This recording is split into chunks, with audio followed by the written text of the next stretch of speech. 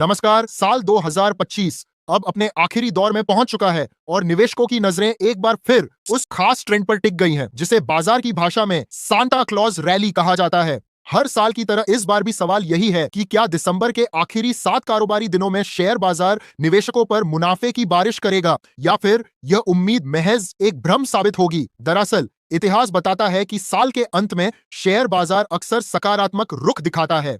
पिछले 10 वर्षों के आंकड़ों पर नजर डालें तो दिसंबर के आखिरी दिनों में बाजार ने ज्यादातर बार निवेशकों को फायदा पहुंचाया है। इस दौरान खास तौर पर छोटे शेयरों यानी स्मॉल कैप स्टॉक्स का प्रदर्शन बेहद शानदार रहा है। आंकड़े बताते हैं कि पिछले 10 सालों में सांता क्लॉज रैली के दौरान स्मॉल कैप शेयरों ने 100% बार पॉजिटिव रिटर्न दिया है, यानी एक भी ऐसा साल नहीं रहा जब इन शेयरों ने निवेशकों को निराश किया हो। सांता क्लॉज रैली की अवधारणा पहली बार 1972 में सामने आई थी, जब मशहूर मार्केट एक्सपर्ट याले हिर्श ने यह पाया कि अमेरिका में साल के आखिरी 5 कारोबारी दिन और नए साल के पहले 2 दिन बाजार के लिए खास होते हैं।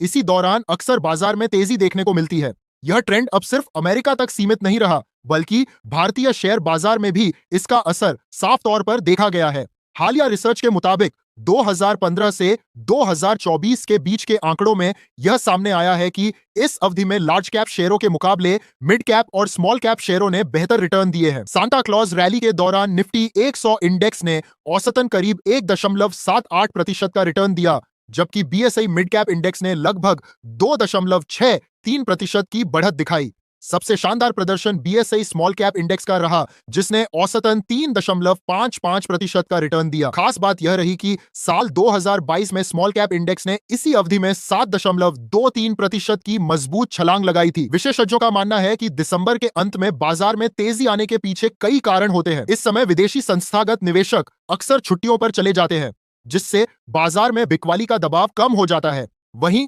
कम ट्रेडिंग वॉल्यूम के कारण थोड़ी सी खरीदारी भी शेयरों के दाम ऊपर ले जाती है।